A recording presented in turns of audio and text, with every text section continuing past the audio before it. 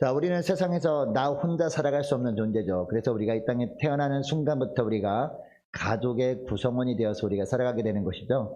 자, 우리가 이 가정이 있을 뿐만 아니라 교회에 속해 살고 있고, 또 세상에서는 학교에서는 학생으로서, 직장에서 직장인으로 살아가고 있는 것이 우리는 혼자 살아갈 수 있는 존재가 아니기 때문입니다. 그래서 우리가 더불어서 어울려서 살아가고 있는데요.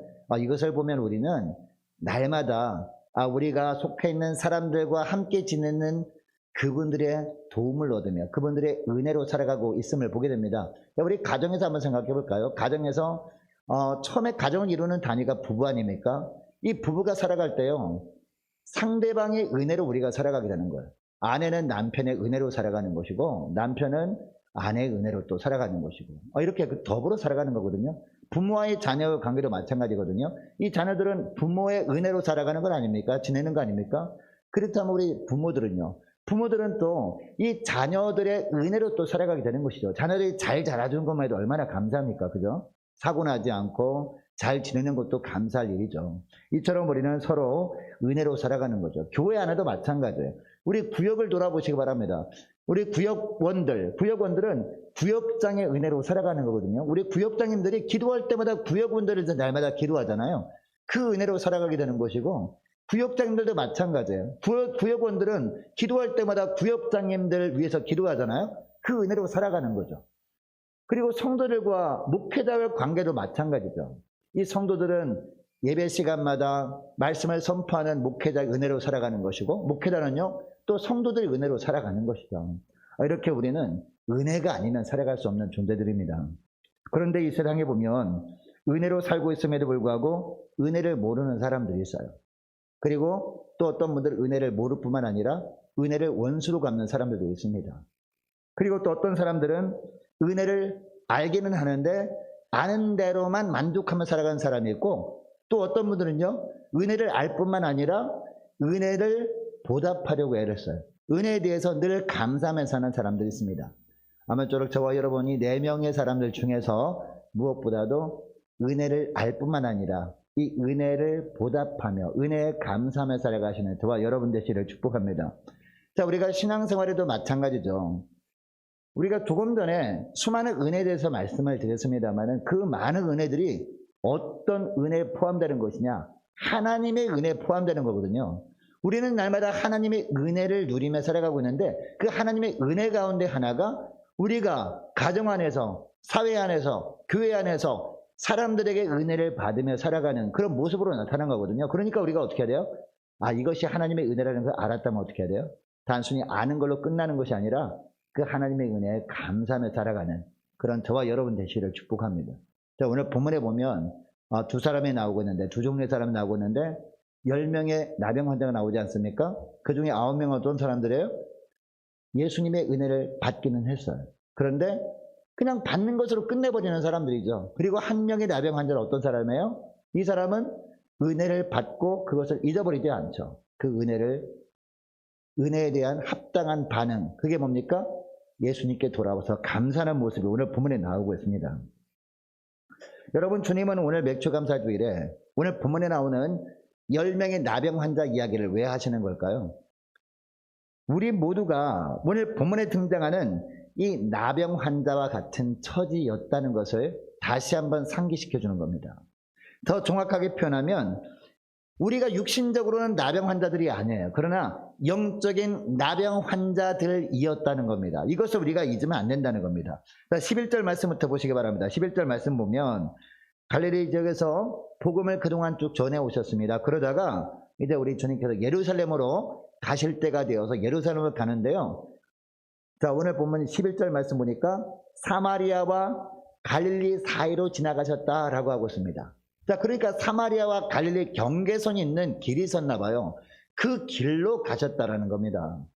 자, 그런데 12절에 보면 한 마을에 들어가시니라고 하고 있습니다. 여러분, 이 마을은 어떤 마을일까요? 이 마을은 특별한 마을이었습니다. 즉 나병 환자들만 모여 사는 그런 마을은 특별히 그런 마을들이 따로 없습니다만, 예전에는 나자로 마을이라고 있었습니다. 지금은 흔적만 남아있죠. 그런 마을이었다는 겁니다.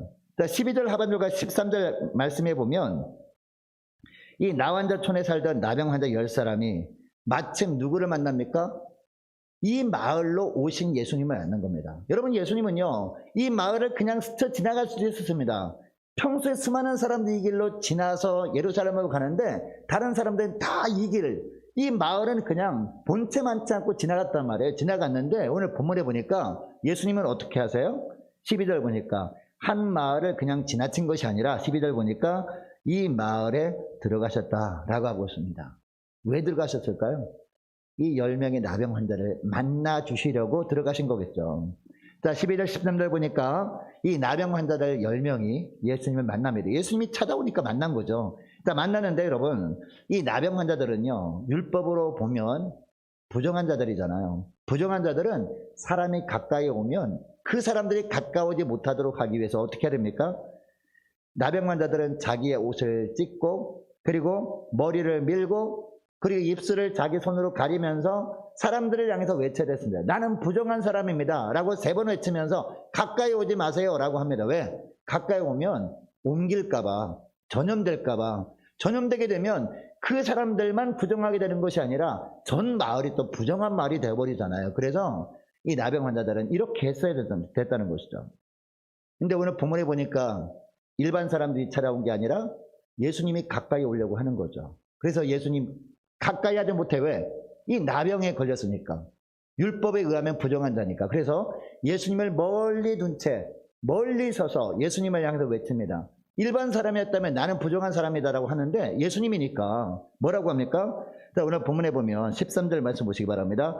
소리를 높여 이르되 예수 선생님이여 우리를 불쌍히 여기소서라고 크게 외쳤습니다.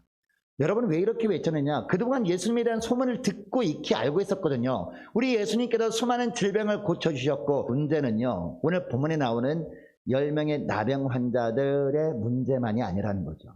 자, 오늘 본문을 통해서 하나님이 이 나병 환자들이 바로 오늘 예배드리는 저와 여러분이 모습이었을 수도 있다는 거죠. 네. 이 나병 환자들이 나병으로 말미암아 부정해지지 않았습니까? 이처럼 우리도 영적 나병인 죄로 말미암아 부정하게 되었던 사람들이었다. 이것을 잊지 말아라 라고 하고 있습니다. 그리고 여러분, 오늘 본문에 나오는 나병 환자들은 이 나병 때문에 격리되어 살아있잖아요. 이 가족으로부터 격리됐습니다. 마을로부터도 격리됐습니다. 그리고 하나님으로부터도 격리되어 살아야 됐어요. 하나님께 나오지도 못했단 말이에요. 이처럼 우리도 마찬가지예요. 우리도 영적인 나병, 즉 죄로 말미암아 우리도 격리된 채 살아야 되었었다라는 겁니다. 하나님께로부터 격리된 채 살아야 됐다라는 겁니다. 그리고 나병 환자들이 스스로의 힘으로 나병을 고칠 수 없었잖아요. 이처럼 우리도 우리 스스로의 힘으로는요, 이 영적인 질병을 고칠 수 없었다라는 겁니다. 이런 존재가 바로 우리들이었다.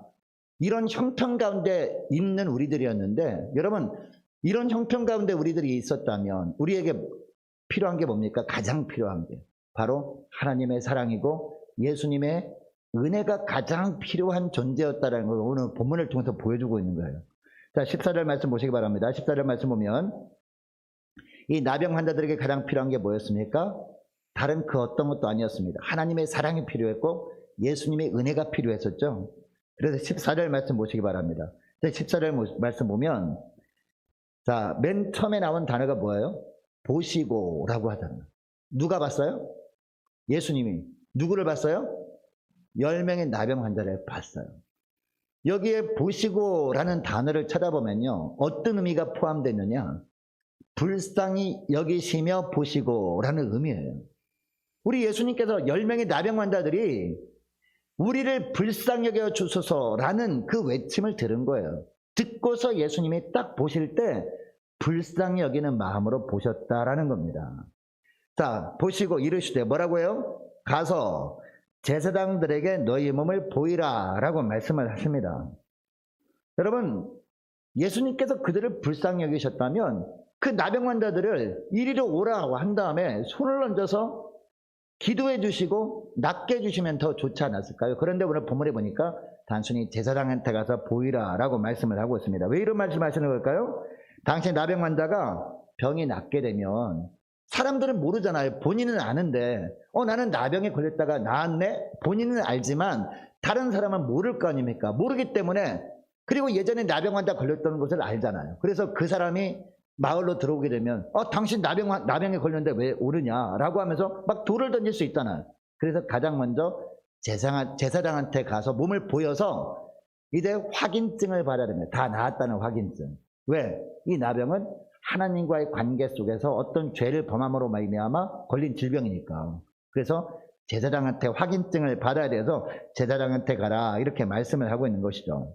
자, 14절 하반절 말씀 보면요, 10명의 나병 환자가 그래서 어떻게 합니까? 이들은 모두 예수님의 말씀대로 제사장한테 가다가 어떻게 됐어요? 깨끗이 나았다라고 하고 있습니다. 자, 결국 자신들을 죽음으로 몰아가고 있었을 뿐만 아니라 부정하고 천한 사람으로 만들었던 그 병에서 해방되게 되었습니다. 어떻게 하다가? 제사장한테 가다가. 여러분, 우리도 예수님께 이런 큰 은혜를 받은 자들입니다.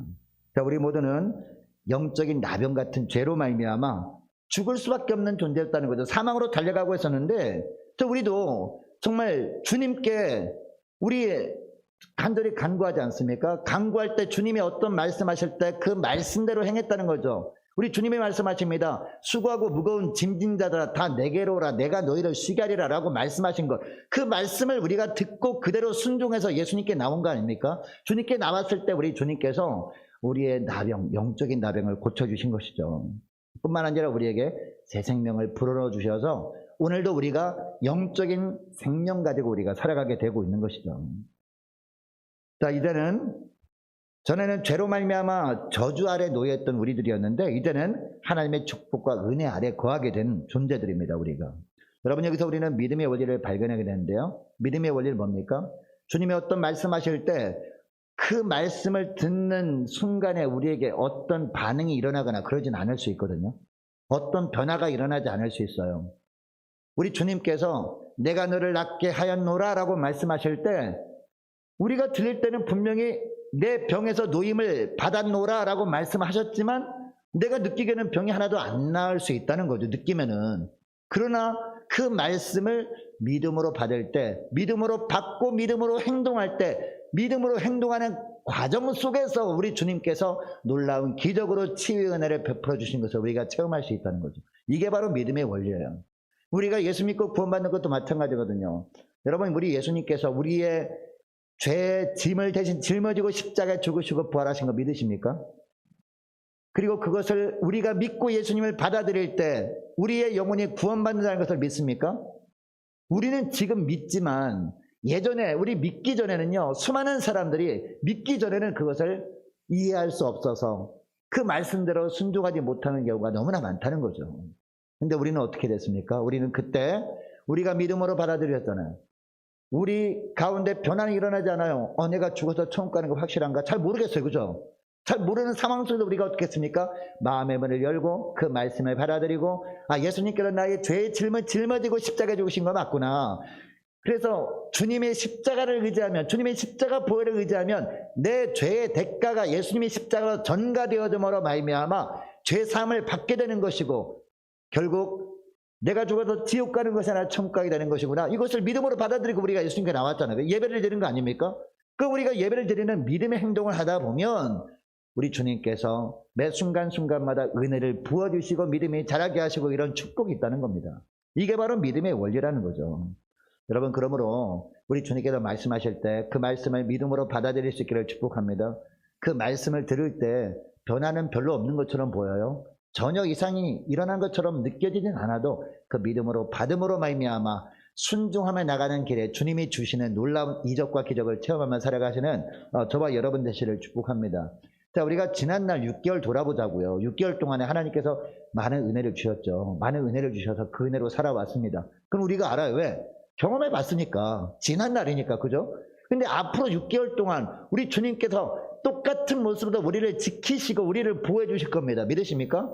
근데 우리가 앞으로 미래는 살아보지 않았잖아요. 살아보지 않았기 때문에 잘 느껴지지 않아.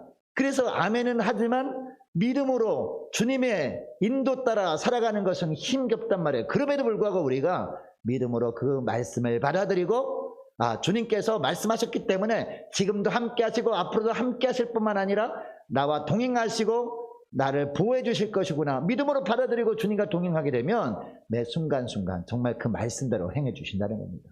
이게 바로 믿음의 원리라는 거죠. 여러분, 이 믿음의 원리 대표적인 예가 민수기 21장 말씀인데요. 여러분, 민수기 21장 보면 이스라엘 백성들이 길로 말미암아 불평하고 원망합니다. 하나님께. 그동안 하나님께서 인도하시는 길로 오는 것도 너무 힘들었거든요. 그런데 직진해가지고 조금만 가면은 가나안 땅인데 돌아가라 라고 했거든요. 산으로 빙 돌아가라 라고 하니까 바로 앞에 이 대로가 있는데 바로 앞에 지름길처럼 보이는 게 있는데 이 길로 가지 말고 내가 원하는 것을 돌아가는 거야 라고 하니까 이스라엘 백성들이 이해를 못하는 거예요. 눈에 보이는 지름길인데 하나님 왜 돌아가라고 하십니까? 라고 하는 마음이 든 거죠.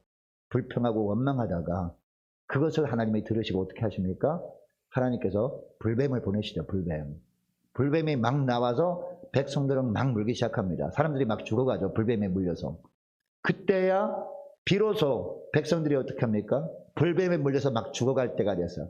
너무 죽겠잖아요. 그래서 하나님, 정말 죽을 것 같습니다. 정말 많은 사람이 죽어가니까 너무 두렵습니다. 하나님, 저희들 잘못했습니다. 용서해달라고 막 기도하죠. 그것을 모세가 보고 모세가 백성들 대표로 기도합니다. 하나님, 이 백성들의 불쌍히 여겨달라고. 어떻게 하면 살겠습니까? 하나님 도와주십시오. 방법을 알려주십시오 라고 기도하거든요. 그때 하나님께서 알려주신 방법이 뭐예요? 놋으로 구리로 뭘 만들라? 불뱀의 형상을 만들라. 그 다음에 어떻게 하라? 구리로 만든 불뱀의 형상을 장대 끝에 높이 달아가지고, 왜 장대 끝에 높이 달라고 하신다 아십니까? 모든 백성들이 봐야 되니까. 단 한 사람도 예외가 되면 안 되니까 높은 장대 끝에 달아가지고 모든 백성들이 그것을 보게 하라. 이 말씀대로 순종하는 자는 살리라 라고 말씀하시잖아요. 민수기 21장에서. 여러분, 그때 이 말씀대로 순종한 사람들은 어땠어요? 순종한 사람은 싹 다 살았어요. 이 불뱀에 물려서 막 죽어가던 백성들이 다 나음을 받고 살아났거든요. 근데 불순종한 사람은 어떻게 됐을까요? 네? 불순종한 사람들은 전부 죽었어요. 여러분, 왜 불순종했을까요? 만약에 그때 이처럼 구리도 뱀의 형상을 만들어가지고 장대 위에 높이 달라 이런 말씀이 아니라 어디 가면 어떤 풀이 있을 텐데 그 풀을 뜯어다가 찧어가지고 약처럼 만들어서 피부에 발라라. 그랬으면 서로 그 풀을 뜯으러 막 달려가지 않았을까요? 너도 나도 가서 풀을 뜯어다가 약 만들어 막 바르고 그랬을 거란 말입니다. 왜? 이해가 되니까, 납득할 수 있으니까. 그런데 구리로 만들어서 뱀의 형상을 만들어서 장대 위에 달고 그것을 바라보라? 그것을 바라본다고 낫겠나? 라는 생각이 왜 안 들겠습니까? 왜? 자기 몸이 이렇게 아픈데 바라본다고 해서 그 효과가 몸까지 온다는 보장이 없잖아요. 느껴지지 않잖아요. 이해를 못해서 불순종한 거죠. 불순종한 사람은 다 죽었지만 순종하는 사람은 다 낫게 되더라는 거죠. 이것이 믿음의 원리예요. 오늘도 마찬가지거든요. 주님께서 말씀하시면 그 말씀하신 대로 그대로 받아들일 수 있기를 축복합니다. 그리고 순종 그대로 할 수 있기를 원합니다. 그렇게 할 때 우리는 삶 가운데 지금까지 주님이 베푸셨던 은혜보다 더 큰 은혜들을 체험하며 살게 될 줄 믿으시기 바랍니다. 자, 그러면 우리가 이처럼 말씀에 순종하고 그 순종할 때 하나님께서 은혜 베푸시는데 은혜에 우리가 감사하며 살아야 되잖아요. 오늘 본문에 보면 두 종류의 사람이 나오잖아요. 한 사람은 그냥 예수님께 은혜 받고 치유 은혜 받고 그냥 제사장한테 가고 집으로 돌아가 버린 사람. 그리고 마지막 한 사람, 10사람 중에 한 사람은 누굽니까? 예수님께 돌아와서 은혜에 감사한 사람. 그죠? 자, 우리가 어떻게 하면 그러면 은혜에 감사할 줄 아는 사람이 되느냐. 이게 정말 중요한 거겠죠. 우리가 어떻게 하면 은혜에 감사할 줄 아는 사람이 되느냐. 그 은혜를 받고 끝내버리는 것이 아니라 은혜에 감사하는 사람이 될 수 있는 비결이 뭐냐. 첫째로 우리 심령 가운데 믿음이 있어야 된다는 거예요. 오늘 본문에 보면 우리 주님께서 이 돌아온 사람의 무엇을 보셨는지 오늘 본문 19절에 보면 나오는데요. 19절 말씀 보시기 바랍니다. 그에게 이르시되 일어나 가라. 그 다음에 뭐가? 믿음이 너를 구원하니라 하거든요. 자, 그러니까 우리 주님께서 그 사람이 예수님께 돌아와서 예수님 앞에 엎드려서 살해할 때 무엇을 본 겁니까? 그 외형적인 모습을 본 게 아니라 그 사람의 마음속에 있는 믿음을 보셨다는 거죠. 그래서 믿음이 너를 구원하느니라, 바로 이 말씀을 하고 있습니다. 다시 말하면 하나님께 영광을 돌리고 주님께 나와 감사하는 그의 마음속에서 예수님에 대해서 예수님께 감사하는 마음과 함께 뭘 보신 거예요? 믿음을 보셨다라는 겁니다. 여러분, 오늘날도 마찬가지입니다. 내게 주신 구원의 은혜가 하나님께로부터 주어진 것이구나, 이것을 믿는 그 믿음이 있을 때 우리는 하나님의 은혜에 감사할 수 있는 겁니다. 자, 그리고 지금까지 내가 존재할 수 있음이 하나님의 은혜라는 것을 믿는 믿음이 있을 때 우리는 그 은혜에 감사하게 되는 거예요. 자, 뿐만 아니라 내가 부족하고 정말 연약함에도 불구하고 하나님의 무조건적인 선택에 의해서 내가 구원받았구나, 이것을 믿는 믿음이 있을 때 우리는 하나님의 은혜에 감사하며 살아갈 수 있는 것이죠. 그리고 하나만 더 말씀드리면, 나의 행위와 자격 때문이 아니라 선물로 주시는 것이구나, 은혜는, 이것을 믿는 믿음이 있을 때 비로소 우리는 하나님의 은혜에 감사하시는 것이지, 선물로 주어진 것이 아니라 내가 어떤 노력을 했기 때문에 그것에 대한 보상이구나 라고 생각하면 우리가 감사할 수 있습니까? 내 덕이지 뭐 라고 생각하면 살죠. 선물로 주신 하나님의 은혜입니다. 은혜는 선물입니다, 여러분. 이것을 알 때 우리가 감사할 수 있다는 거죠. 자, 그리고 두 번째는요, 우리가 이처럼 믿음도 있어야 되지만 또 하나 소중한 것을 우리가 품고 살아야 되는데, 그게 뭐냐? 바로 빚진 자의 심정을 가지고 사는 거죠. 은혜를 갚으려는 마음이 있어야 된다는 거죠. 여러분, 우리가 주님의 은혜를 갚는다는 것은요, 부담을 가지고 사는 것을 의미합니다. 단순히 그냥 은혜 받고 하나님 감사합니다 라고 하면 끝나는 것이 아니라, 어떻게 하면 은혜에 보답할까 라고 생각하면 사는 거예요. 여러분, 우리가 이 세상에서도요, 우리가 빚을 졌을 때 어떻게 해야 돼요? 빚을 졌을 때 빚을 갚으려고 하잖아요. 그죠? 어떻게 하든지 빚을 빨리 갚아버리고 내가 해방되고 싶다라고 생각하면 살잖아요. 은행에 잔뜩 빚이 있는데 그것을 냅두며 살아가면 부담이 되잖아요. 그죠? 빚을 갚습니다. 근데 우리가 하나님께 받은 은혜는요, 단순히 그냥 감사합니다라고만 할 것이 아니라 그것도 빚으로 생각하고 빚진 자로서 내가 은혜를 갚아야지라고 생각하며 사는 사람, 이런 사람들이 하나님께 진짜 감사하며 살게 된다, 이 말씀을 하는 거죠. 오늘 우리는 맥주감사주일을 드리면서 맥주감사주일 예물을 드렸잖아요. 감사임을 드렸는데, 여러분, 감사임을 드릴 때도 하나님이 뭘 보십니까? 우리의 마음을 보시거든요. 그 마음, 은혜에 보답하고자 하는 마음, 빚진 자의 마음으로 살아가는가, 이것을 보십니다.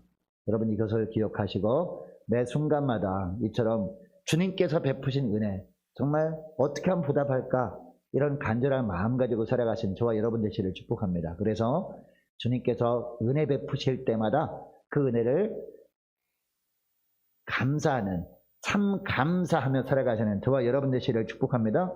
근데 이렇게 살아가게 되면요, 하나님께서 예기치 못한 은혜를 또 부어주시는 거예요. 더 큰 은혜를, 더 큰 축복을 주시는데, 19절 말씀을 다시 보겠습니다. 19절 보면, 그에게 이르시되, 그 다음에 일어나부터 같이 한번 읽겠습니다. 시작. 일어나 가라, 내 믿음이 너를 구원하였느니라 하시더라. 아멘. 여기 보니까 일어나 가라 라고 하잖아요. 완벽한 치유를 베풀어 주신 거죠. 이것뿐만 아니라 뒤에 보니까 내 믿음이 너를 어떻게 했느니라? 구원하였느니라 라고 하고 있습니다.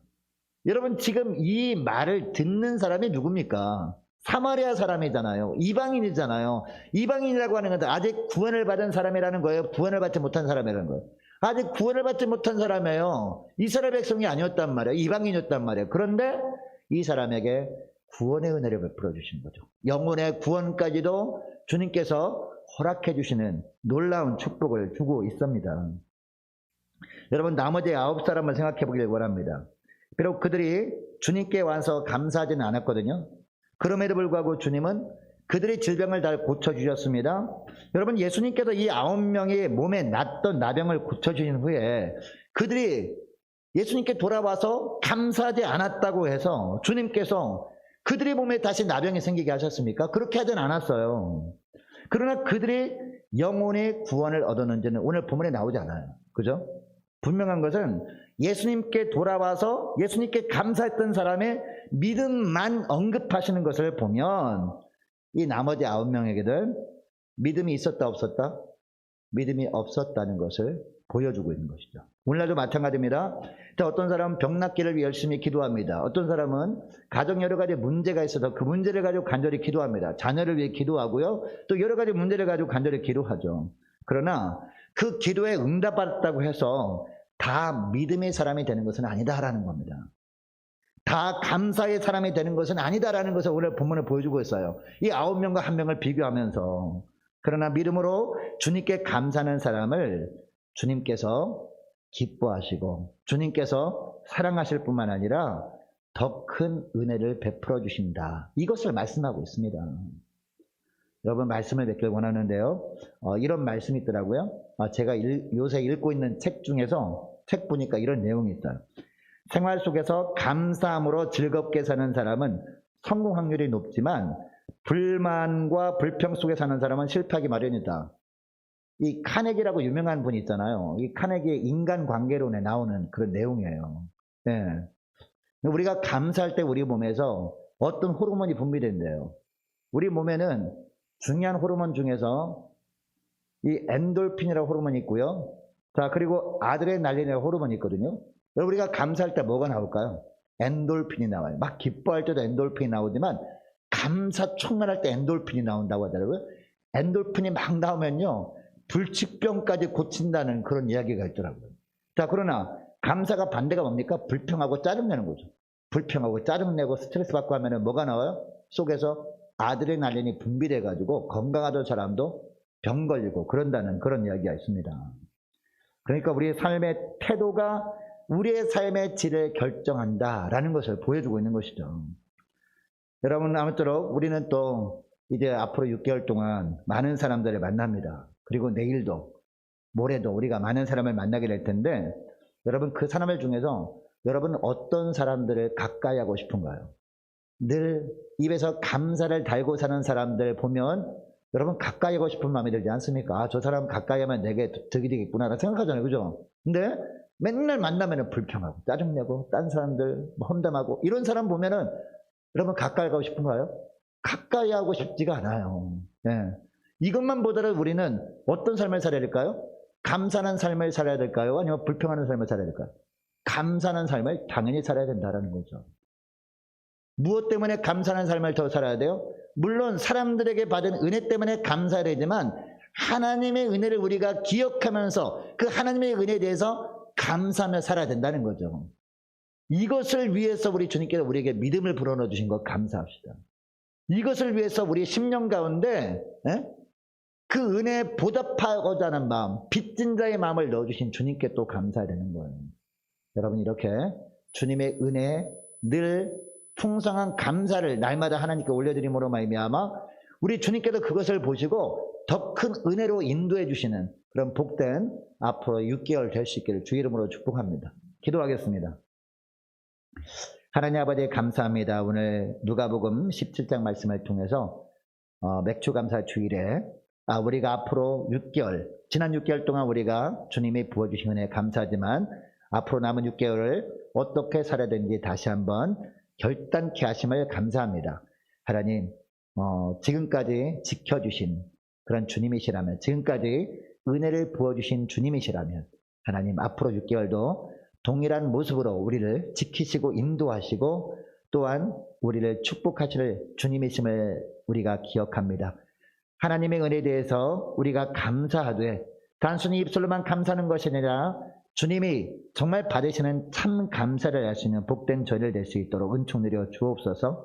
하나님 주님이 우리에게 부어주신 그 믿음 가지고 또한 그 은혜에 반드시 보답하겠다는 빚진 자의 마음 가지고 우리가 주님의 은혜에 감사를 살아갈 때 주님께서 정말 저희들 예상치 못했던 놀라운 축복들을 저희들의 삶 가운데 풍성히 부어주신 것을 보며 하나님께 영광 돌리며 살아가게 하여 주옵소서. 감사드리오며 우리 주 예수 그리스도의 이름으로 기도드리옵나이다. 아멘.